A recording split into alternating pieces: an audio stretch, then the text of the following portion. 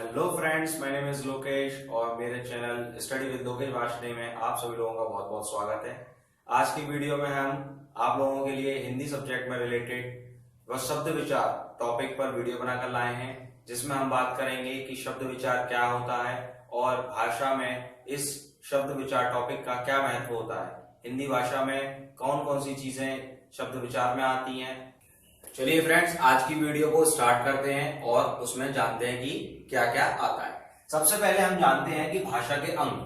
भाषा के अंग क्या होते हैं, मतलब वर्ड, शब्द और वाक्य। इसको हमने भाषा को 3 भागों में बांटा हुआ है। वर्ड के बारे में हम जानते ही हैं कि भाषा की सबसे छोटी इकाई को हम वर्ड कहते हैं। और शब्द क्या होते हैं, जब 2 या 2 से अधिक वर्ड मिलकर एक शब्द बनाते हैं उसको हम शब्द कहते हैं, ठीक है। और जब कई सारे शब्द एक साथ जुड़ जाते हैं तो वो एक वाक्य बनाते हैं। और वाक्य, जब कई सारे वाक्यों को इकट्ठा करके हम किसी व्यक्ति के सामने बोलते हैं तो वो उससे हमारी भाषा बनती है। इस प्रकार भाषा को हमने 3 भागों में बांटा हुआ है, जिसको नंबर 1 वर्ड और शब्द और फिर 3rd नंबर पे हमारा वाक्य होता है। आज आगे अब हम पढ़ते हैं कि शब्दों को कितने भागों में बांटा हुआ है, शब्द विचार को कितने भागों में बांटा हुआ है। इसको हमने 4 भागों में बांटा हुआ है। नंबर 1 उत्पत्ति के आधार पर, नंबर 2 रचना या बनावट के आधार पर, नंबर 3 रूप या प्रयोग के आधार पर और नंबर 4 अर्थ के आधार पर। अब इनको भी हमने जो है आगे करके डिवाइड किया हुआ है कई कई भागों में। जैसे उत्पत्ति के आधार पर इसको हमने 4 भागों में बांटा हुआ है, तत्सम, तद्भव, देशज और विदेशज। इनको अभी हम एक एक करके डिफाइन करेंगे आगे चलकर कि क्या क्या ये होते हैं। अगला है हमारा रचना के बनावट, रचना या बनावट के आधार पर। तो इसको भी हमने 3 भागों में बांटा हुआ है। नंबर 1 रूढ़, नंबर 2 यौगिक और नंबर 3 योग रूढ़।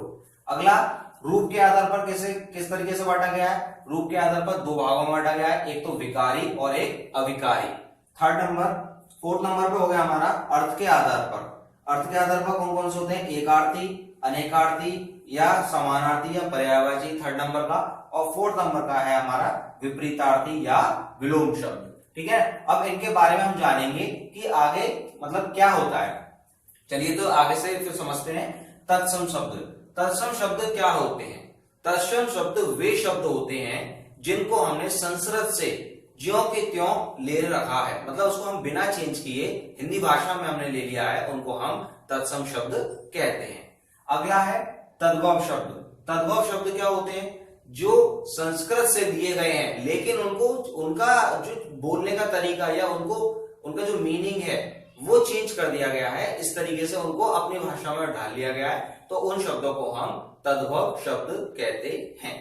अगला है हमारा देशज। देशज शब्द क्या होता है, जैसा आप समझ सकते हो तो देशज या देशी भी कह सकते हैं इनको, देशज या देशी शब्द भी कह सकते हैं।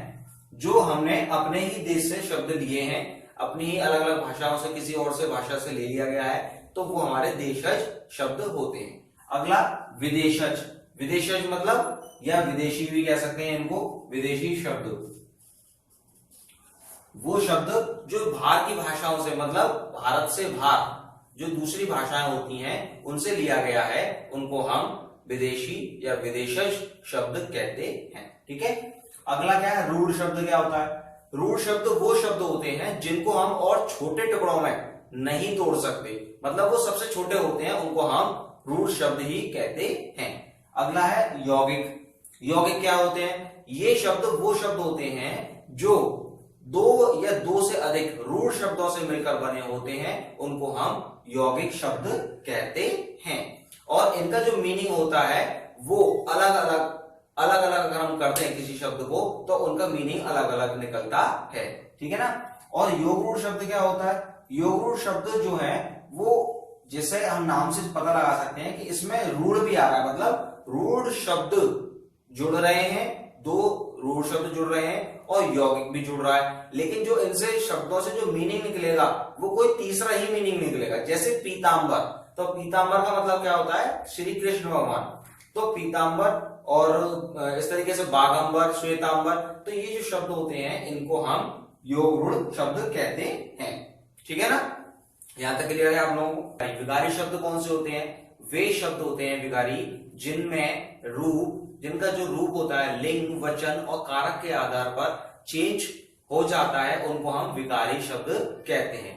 और अविकारी शब्द क्या होता है? अविकारी शब्द वे शब्द होते हैं जिनका जो रूप है वो लिंग, वचन और कारक के आधार पर कभी परिवर्तन नहीं होता, उनको हम अविकारी शब्द कहते हैं। इनके बारे में भी हम आगे बताएंगे, ठीक है ना। अब है अर्थ के आधार पर जो है वो कौन कौन से? एकार्थी। एकार्थी शब्द क्या होते हैं? वे शब्द जिनका केवल एक ही अर्थ होता है, उनको हम एकार्थी शब्द कहते हैं। अनेकार्थी शब्द क्या होता है? अनेकार्थी शब्द वे होते हैं जो एक से ज्यादा अनेक अर्थों का जो मीनिंग निकालते हैं, अर्थ निकालते हैं, उनको हम अनेकार्थी शब्द कहते हैं। और समानार्थी क्या होता है? कुछ शब्द ऐसे होते हैं जिनका मीनिंग सेम होता है, मतलब पर्यायवाची भी कहते हैं, जैसे बादल, मेघ, लेकिन है किसका मतलब? दोनों का मतलब सेम ही है, इसलिए इनको हम समानार्थी शब्द या पर्यायवाची शब्द भी कहते हैं। और विपरीतार्थी या विलोम शब्द किसे कहते हैं? वे शब्द जिनका मीनिंग या जिनका अर्थ एक दूसरे से अपोजिट हो, उनको हम विलोम शब्द कहते हैं, ठीक है ना। तो इस तरीके से अभी हमने मोटा मोटा आपको बता दिया है, और अभी हम आगे बताते हैं आपको कि इनके एक एक के बारे में।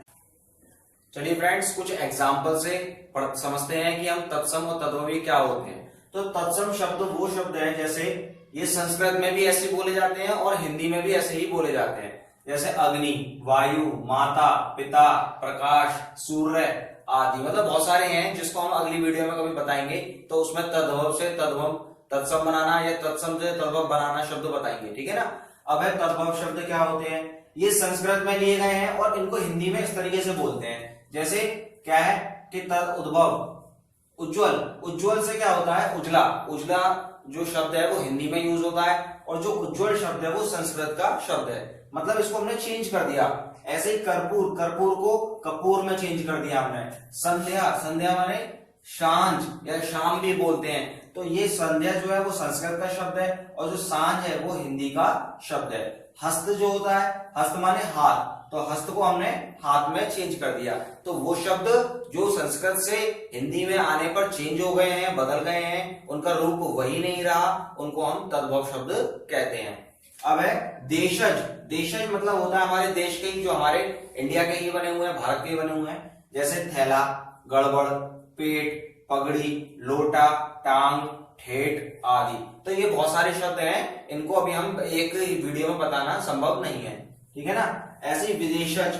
विदेशज में क्या है? कई सारी लैंग्वेज हैं जिनसे हमने ली है, जो बाहर की कंट्री हैं उनकी जो लैंग्वेज है उनसे हमने इन शब्दों को अडॉप्ट किया है अपनी हिंदी भाषा में। जैसे अंग्रेजी, अंग्रेजी भाषा से कौन कौन से शब्द लिए हैं? अफसर, लालटेन, हॉस्पिटल, स्कूल, डॉक्टर आदि, ठीक है ना, बहुत सारे हैं। ऐसे अरबी भाषा से हमने कौन कौन से वर्ड लिए हैं? अजब, अजीब, अक्ल, कब्र, कमाल, कीमत, उम्र आदि, ठीक है ना। फारसी, फारसी शब्द से कौन कौन से लिए हैं?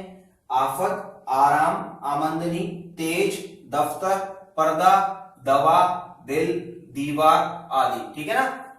ऐसी टर्की भाषा कौन सी है? टर्की जो है, तुर्क हमारा जो देश है, उससे क्या है, तो टर्की से भाषा हमने लिया है उर्दू, बहादुर, कुर्ता, कैंची, चाकू, तोप, तमंचा, बेगम, बावर्ची आदि, ठीक है ना।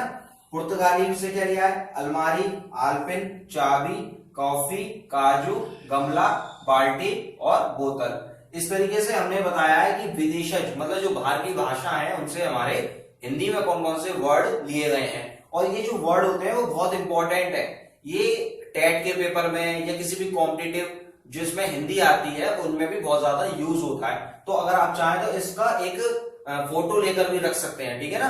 तो इस वाले पेज का आप एक फोटो लेकर रख सकते हैं, जिससे कि आपको जरा सी देर में आसानी हो जाए और आप एक को देखकर एक बार में समझ सके, ठीक है ना।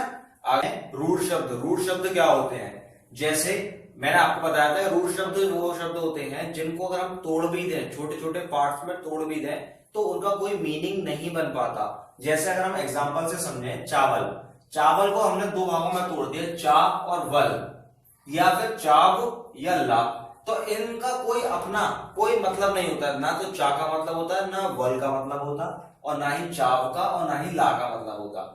ऐसे ही दिन, तो दिन को अगर हम तोड़ा तो दी और ना, तो ये अलग अलग हो गए, लेकिन इनको हम इनका कोई मीनिंग नहीं निकाल सकते।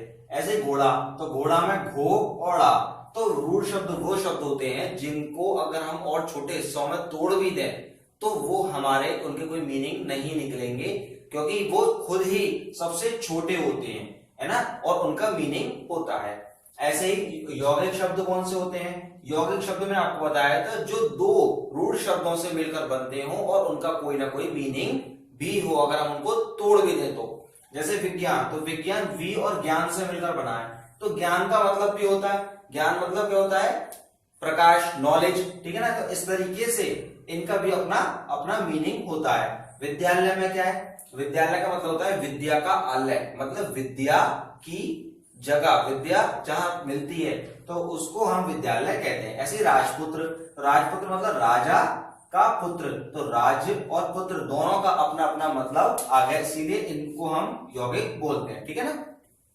योग रूढ़ क्या होता है? योग रूढ़ वो शब्द होते हैं जो यौगिक तो होते हैं और रूढ़ से मिलकर बने होते हैं, लेकिन इनका जो मीनिंग होता है वो किसी तीसरे अर्थ का, मतलब तीसरे के लिए ही अर्थ निकल रहा होता है। जैसे पीतांबर, तो पीत और अंबर दो शब्दों से मिलकर बना है, लेकिन और पीत और अंबर का दोनों का अपना अपना मतलब भी है। अंबर माने होता है हमारा आकाश और पीत माने होता है पीला, लेकिन जब हम इसको पूरा एक साथ बोलते हैं तो ये हमारा पीतांबर किस लिए यूज होता है? कृष्ण भगवान या विष्णु जी के लिए यूज होता है। ऐसे जलद, जल और दा दोनों का अलग अलग मतलब है, लेकिन जलद का मतलब हो गया हमारा बादल। लंबोदर श्री गणेश जी के लिए यूज होता है। नीलकंठ भोलेनाथ के लिए यूज होता है ना, शिव जी के लिए। और गिरधारी जो होता है वो हमारे कृष्ण जी के लिए यूज होता है। इस तरीके से जो योग रूढ़ वो शब्द होते हैं जो किसी तीसरे के लिए अर्थ निकाल रहे हो, किसी तीसरे मीन के लिए यूज हो रहे हो, तो उसको हम योग रूढ़ कहते हैं। हमने बताया था विकारी शब्द। विकारी शब्द क्या होते हैं? वो शब्द जो जिनका रूप, लिंग, वचन और कारक के आधार पर चेंज हो जाता है, उनको हम विकारी शब्द कहते हैं। जैसे अब हम एग्जांपल से देखते हैं, लड़का पढ़ रहा है, एक सेंटेंस का ही तीन सेंटेंस तीनों चेंज हो गए। जैसे लड़की पढ़ रही है, तो लड़का से लड़की बना, उसके लिए हमने क्या यूज किया? लिंग परिवर्तन हो गया यहाँ पर। ऐसे ही इसमें लड़के पढ़ रहे हैं, तो इसमें वचन चेंज हो गया, मतलब लड़का, एक लड़का से कई सारे लड़के हो गए, तो इसमें चेंजेस हो गए।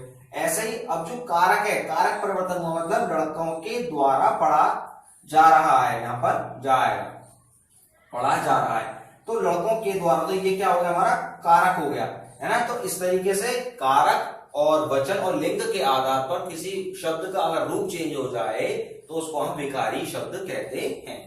और अविकारी शब्द क्या था? वो इसका अपोजिट था, मतलब उनका रूप परिवर्तन नहीं होना चाहिए।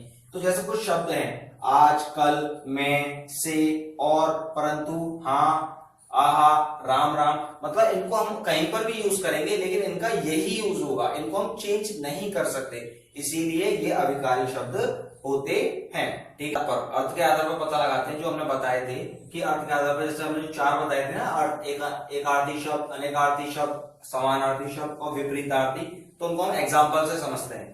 एक आर्थी शब्द हमने बताया था कि जो शब्द केवल जिनका मीनिंग एक ही निकले, उनको हम एक आर्थी शब्द कहते हैं। जैसे गंगा, पटना, राधा, जर्मन, मतलब इनका मीनिंग चेंज नहीं हो सकता, चाहे हम इनको कहीं पर भी यूज करें, और इनका कोई दूसरा मीनिंग भी नहीं होता, तो इसीलिए इनको हम एकार्थी शब्द कहते हैं, ठीक है।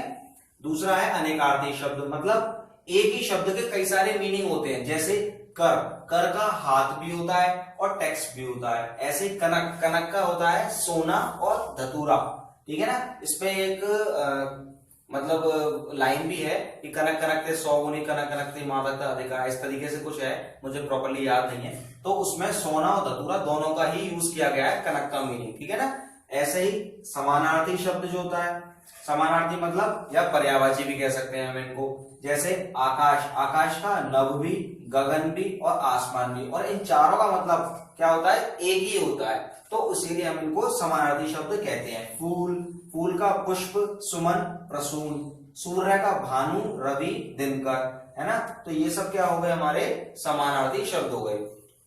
अब है विपरीतार्थी शब्द या विलोम शब्द भी कहते हैं, जिनका मीनिंग हमने बताया था उल्टा होता है। जैसे जय का पराजय, दिन का रात, सच का झूठ और पाप का पुण्य।